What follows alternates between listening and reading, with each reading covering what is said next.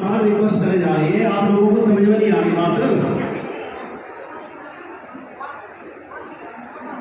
तो अभी आपको क्या करना है, मुझे बिट्टू संग रेडी है, आप सर झुकाकर साधु साधु 3 बार बोलेंगे, साधु बार करेंगे, सर झुकाकर साधु साधु साधु ऐसे बोलेंगे। सभी लोग बोलिए जैसे मैंने बोला है, साधु साधु साधु। और सभी आदरणीय गुरु मित्रों, ठीक है, पूज्य विभूषण को, और उसके बाद पूज्य विभूषण अपनी कार्य करेगा। प्रणाम करना है आप लोगों को, तो पंचांग प्रणाम तो करिए। पंचांग प्रणाम करने के बाद फिर याचना करेंगे विभूषण से, और फिर जो विभूषण से जब आप याचना करोगे, फिर पूज्य विभूषण अपना काम करेगा। फोटो बाद में करते हैं।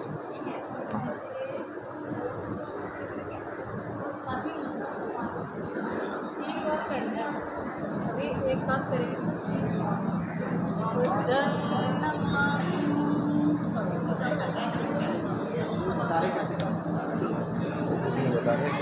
सारे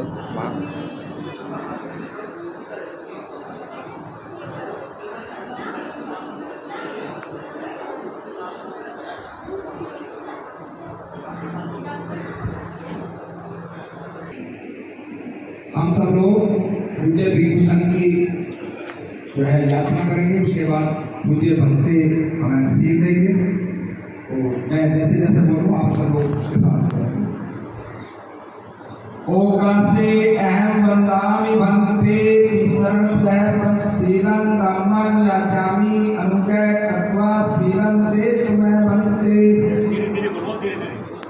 तुत्यंपि ओकार अहम वंदामि भंते शरण सहपन शीलं धम्मं याचामि अनुग्रह कृत्वा शीलं ते तुम्हें भंते। तत्यंपि ओकार अहम वंदामि भंते शरण सहपन शीलं धम्मं याचामि अनुग्रह कृत्वा शीलं ते तुम्हें भंते। याचना ना जल्दी जल्दी नहीं बोलते, धीरे धीरे बोलते। भैया माइक ऑफ करवा दे, उन्होंने बोला माइक चालू है। जी ऊपर जो माइक है वो आप ऑफ कर दीजिए। सभी पार्षद उपाध्याय विभूषण को हेलो हेलो याचना करेंगे। अवकाश से अहम बंदे द्वारितीन मया कतं सप्तमपराधं खंडुनो बंदे द्वितीयंपि तृतीयंपि अवकाश अहम बंदे द्वारितीन मया कतं सप्तमपराधं खंडुनो बंदे अवकाश अहम बंदे द्वारितीन मया कतं सप्तमपराधं खंडुनो बंदे। साधु साधु साधु। यमं वदामि तं वदेथ। आम बंदे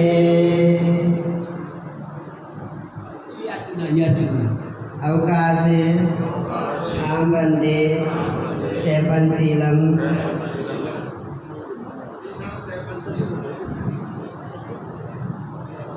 ओकार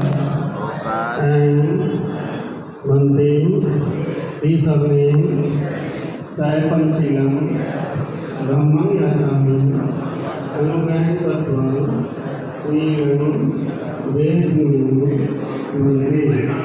द्वितीयंपि ओकार वंदे ईश्वरे सहपन शीलं धम्मं याचामि अनुग्रह कृत्वा शीलं वेदमुनि वंदे।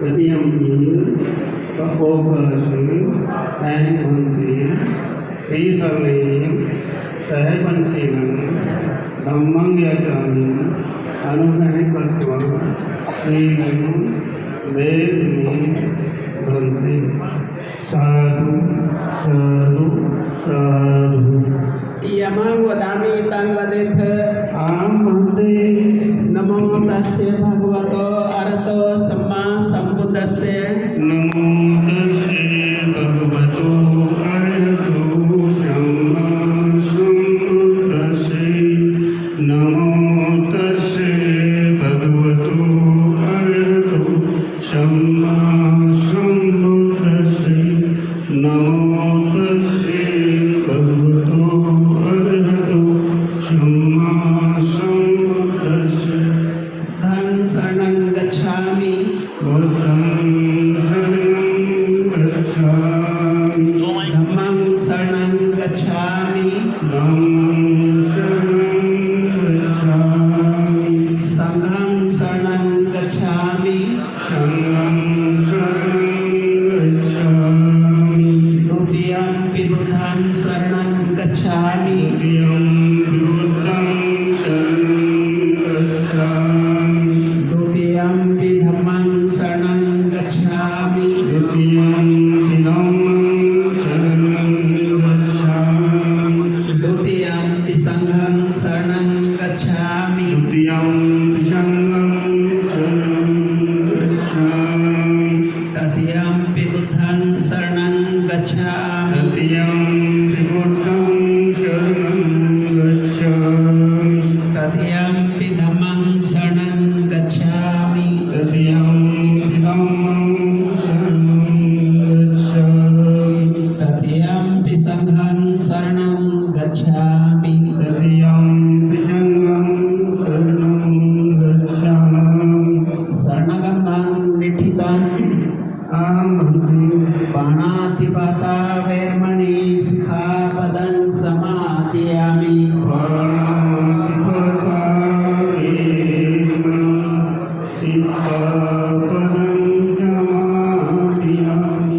आदिनदाना वैर्मणि शिखापदं समादयामि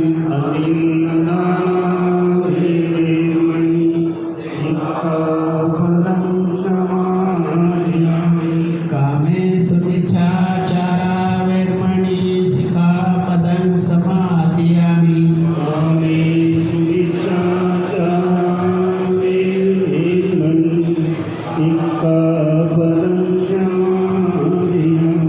मुसावादा वैर्मणि शिखापदं समादयामि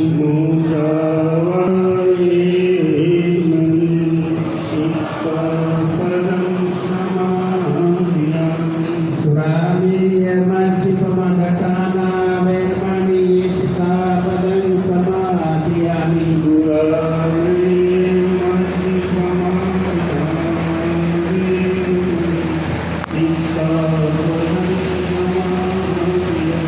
इमानि शिखापदानि शीलेन सुमतियन्ति शीलेन मोक्षम्पदा शीलेन निकुर्यन्ति तस्मात् शीलं विभोक्ते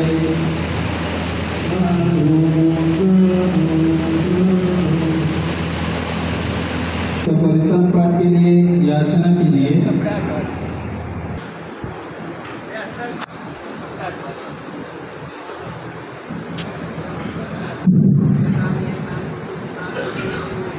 আমি মুজন্দাসা শ্রীপাদ সরোহে পুজে মে বুদ্ধং কুসুমেন তেনা কুইয়েন মেতেনা সা ভূতো মুখং পুষ্পং মিলায়াতি যথা ইদং মি কায়ো তথা ইয়াতি বিনাশভাবং।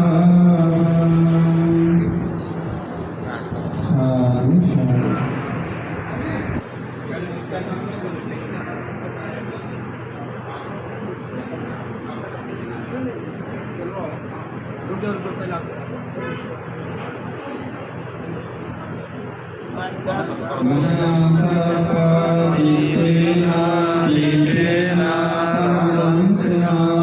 योगदीपं सम्बुद्धं पूजयामि नमोनुदां गन्धसंहारयुक्तेन धूपेन सुगन्धिना पूजये पूजनीया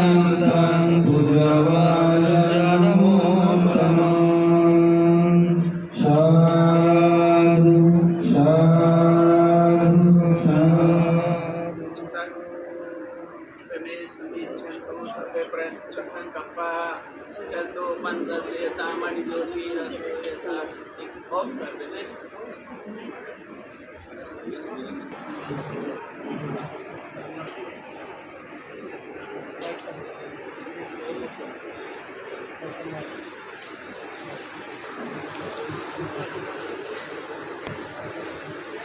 ठीक है मैडम। नमो तस्य भगवतो वरदो सम्मा सम्बुद्धस्य इति पिसो भगवान् सम्मा सम्बुद्धो विद्याचरण सम्पन्नो सुगतो लोकविदो यमुत्तरो पुरीशब्रह्मसारथि सदा देवानुष्ठानं भूरो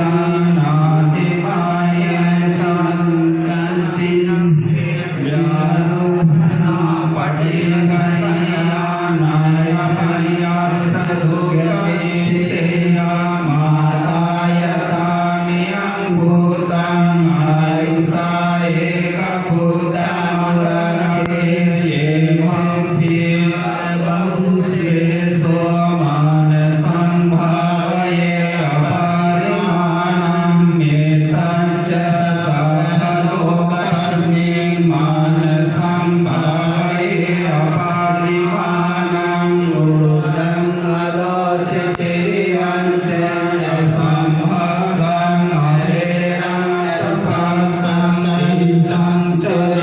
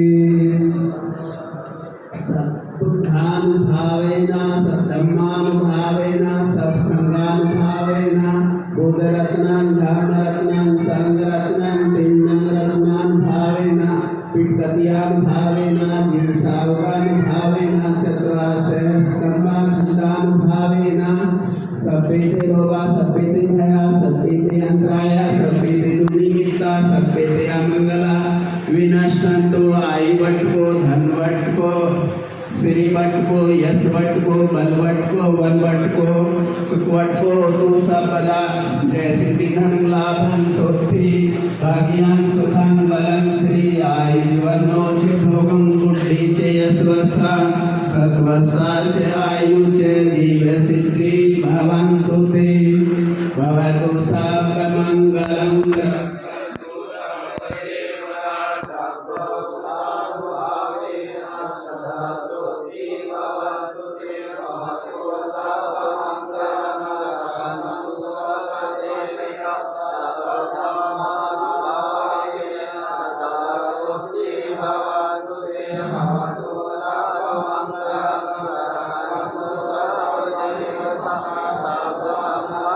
भावेन सदा सोत्रि भवन्तु ते इमं साधु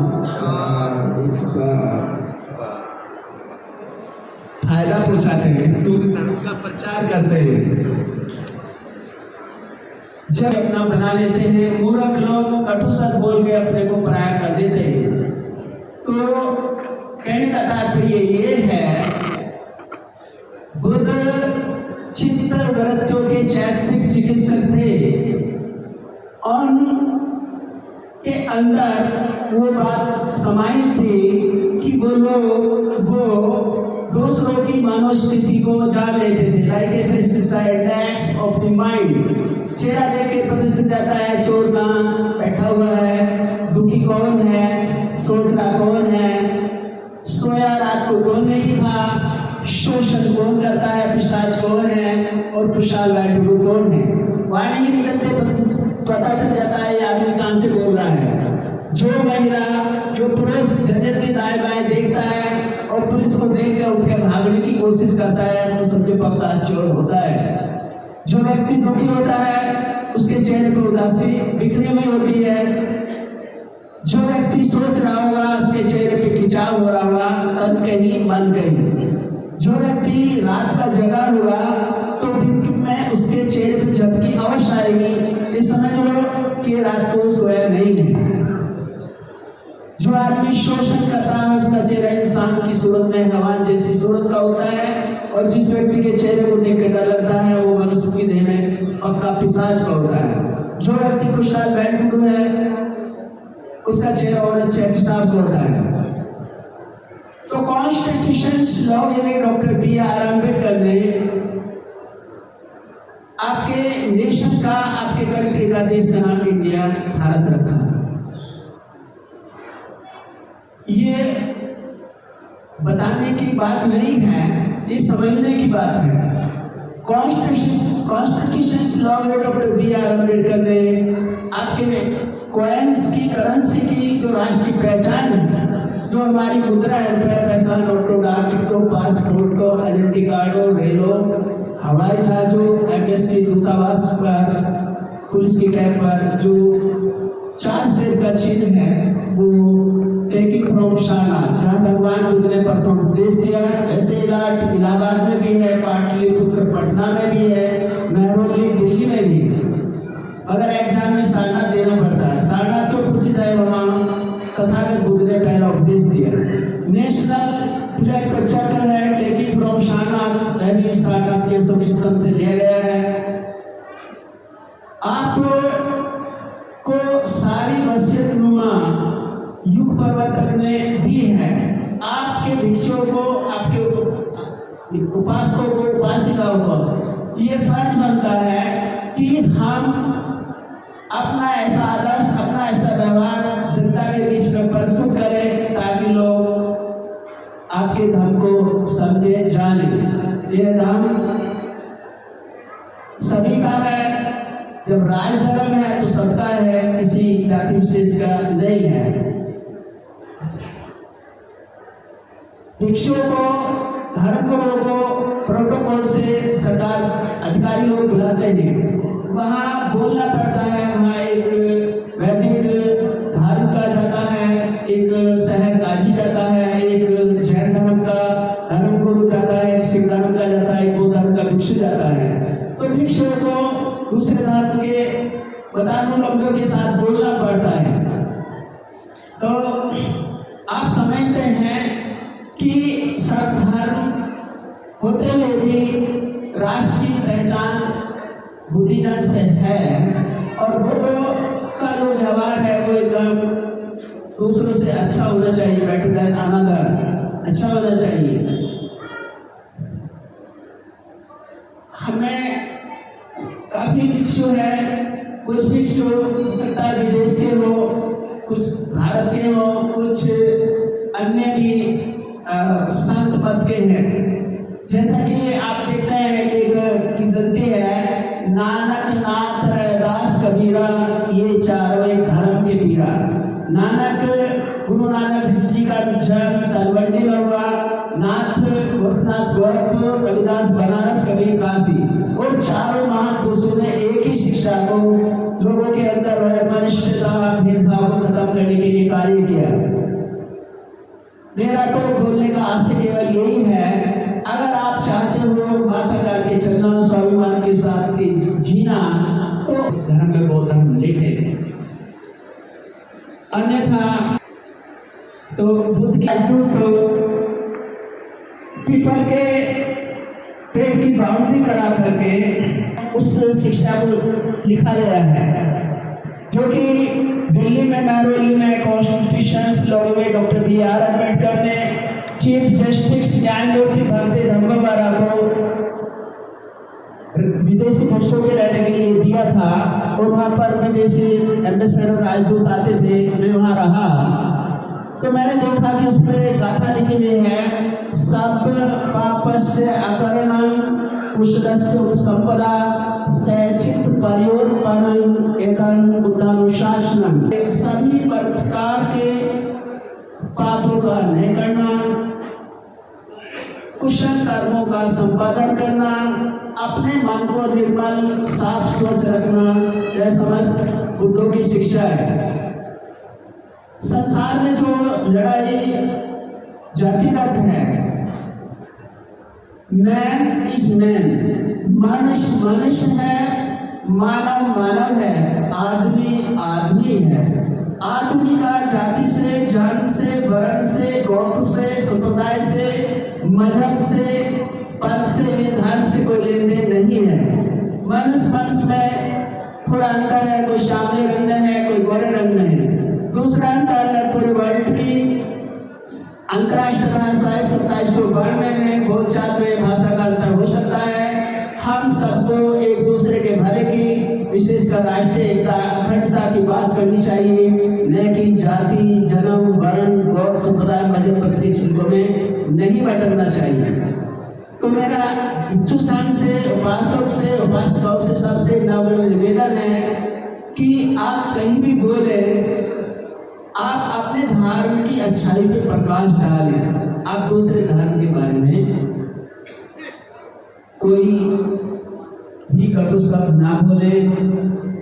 मेरा ये नम्र निवेदन है, दूसरे धर्म के बारे में बिल्कुल नहीं बोले। अगर आप अपने धर्म की अच्छाई जानते हैं तो आप उस पर प्रकाश डालें। ये फंडामेंटल राइट्स आपको संविधान प्रोवाइड करता है।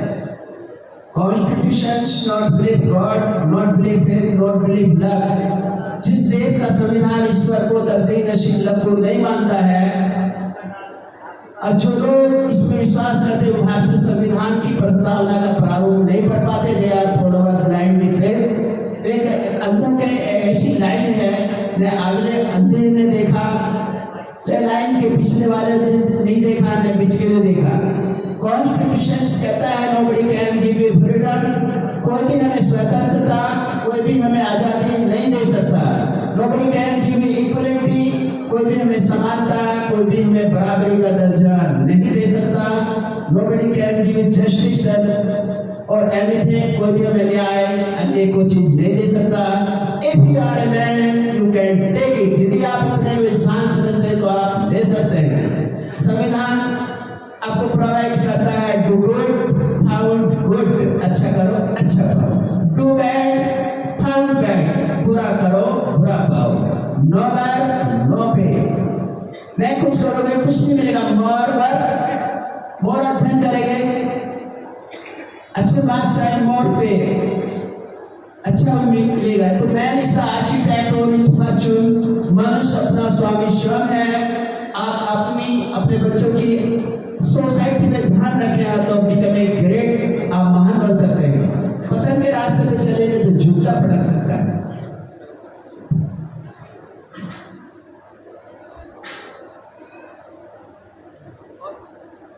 जो भी यहाँ बोला गया वक्ता दूसरा उस बोले हुए पे प्रकाश न डाल के कोई अलग से ही बोलेगा।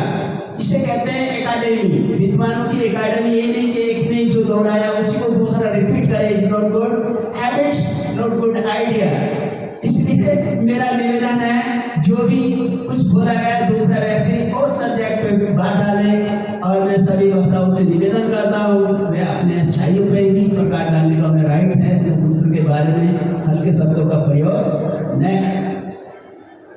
ठीक है।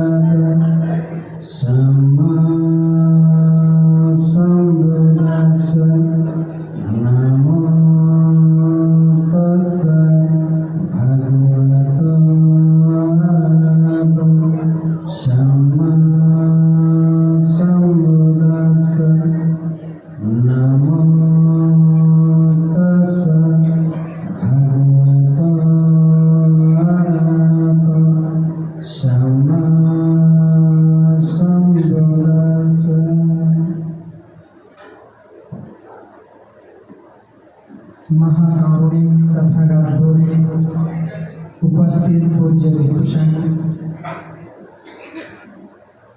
Bodhisattva doctor B R Ambedkar, यहाँ पर उपस्थित सभी उपासक उपासिका आसमान बच्चों, जैसा कि आप सभी देख रहे हैं कि किस प्रकार से जो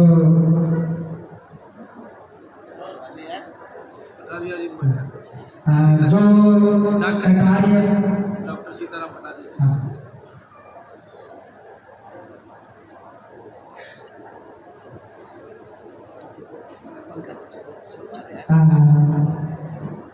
तो जैसा कि आप सभी जानते हैं कि डॉक्टर सीताराम कटारिया जी द्वारा जो ये बौद्ध विहार निर्मित किया गया है और इसमें तथागत बुद्ध और Bodhisattva doctor B R Ambedkar ji की जो प्रतिमा का अनावरण किया गया है, ये बड़ी खुशी की बात है। ये बहुत ही कम ऐसे व्यक्तित्व वाले लोग होते हैं जो इस ऐसा कार्य कर पाते हैं। ये कितनी मेहनत से, कितनी लगन से, कितना पैसा खर्च करके उन्होंने इस कार्य को संपन्न किया है, ऐसा बहुत ही कम व्यक्ति कर पाते हैं। ये उसके जो जैसे कि आप सब जानते हैं कि बुद्ध बनने के लिए या समय से बुद्ध बनने के लिए कोई भी समय से बुद्ध बनता है तो उसके लिए 10 पारमिताओं से लेकर के 30 पारमिताओं को पूर्ण करना होता है। जैसे दान पारमिता है, उसी दान पारमिता को देखते हुए जो उपासक जी ने यानी ये कार्य किया है, तो ये बहुत ही अच्छा कार्य है, बहुत ही कम ऐसा कार्य कर पाते हैं। तो इसी प्रकार से हर व्यक्ति को होना चाहिए, जिस प्रकार से इन्होंने इस कार्य को किया है, हमको भी यानी थोड़ा थोड़ा करके वो यानी कार्य करना चाहिए। तो सबसे पहले जैसे दान है, सील है, अरे उधर इसी प्रकार से इधर को बैठे खुलेगा। यानी सील यानी सदाचार। सील उस तरह से होता है जैसे एक मकान होता है, मकान के लिए मजबूत है तो मकान को कोई खतरा नहीं है, मकान के लिए मजबूत नहीं है तो कभी भी गिर सकता है, कोई भी परेशानी आ सकती है। ऐसे व्यक्ति के जीवन में सील एक आधार है। सील जैसे अभी आपने पंचशील ग्रहण किया, पंचशील यानी 5 सदाचार के नियम, जैसे हत्या नहीं करना, चोरी नहीं करना, कामाचार, व्यभिचार, व्यभिचार से दूर रहना, झूठ नहीं बोलना, चुगली नहीं करना और किसी प्रकार का नशा सेवन नहीं करना। तो ये 5 सील ऐसे हैं जो हर व्यक्ति के लिए है, हर धर्म के लिए है। जो भी इनका पालन करता है उसका जीवन सुखी होता है, और जो पालन नहीं करेगा तो उसका जीवन सुखी नहीं हो सकता। पंचशील से आगे 8 सील बताया है। 8 सील वो समय समय पर पालन किया जाता है, जैसे पूर्णिमा है, अमावस्या, अष्टमी है, जिसको बौद्ध धर्म में घोषित कहा गया। साधारण रूप में उसको व्रत कहा जाता है। ब्रह्मचर्य का पालन करेंगे, विकाल भोजन नहीं करेंगे। विकाल का अर्थ है समय से भोजन करना, यानी 12 बजे से पहले भोजन करना, शाम को नहीं करना। शाम को पेय पदार्थ लिया जा सकता है, नींबू पानी, चाय, शरबत, इस तरह से। फिर अगले दिन भोजन करना होता है। दूसरा दिन नाच गाना नहीं करना, नाच गाना सुनना नहीं, देखना नहीं, श्रृंगार नहीं करना, बिल्कुल सिंपल तरीके से रहना। और 8वां है, उस दिन हमको ऊंची सैया का सेवन नहीं करना। ऊंची सैया यानी ज्यादा गद्देदार वाली सैया, साधारण ताकत है या फिर नीचे बिस्तर लगा सकते हैं। इस प्रकार से यानी 8 सील का पालन किया जाता है, जो हमको पूर्णिमा, अमावस्या और अष्टमी को करना होता है। कहने का मतलब है जीवन में जितना हम ज़्यादा से ज़्यादा सील सदाचार का पालन करेंगे उतना ही हमारा जीवन सुखी होगा, और जितना हम सील सदाचार तोड़ते हैं उतने हम परेशान और दुखी रहते हैं। इसलिए कहा कि अत्यधिक हो, यानी अपना मालिक स्वयं है। हमारा कार्य कैसा है ये हमारे ऊपर निर्भर करता है। तो जरूरी है कि हमको धर्म को अच्छी तरह से पालन करते हुए जीवन में चलना चाहिए और उससे लाभ उठाना चाहिए। तो मैं यहीं पर अपनी साधुराम करता हूँ। साधु साधु साधु।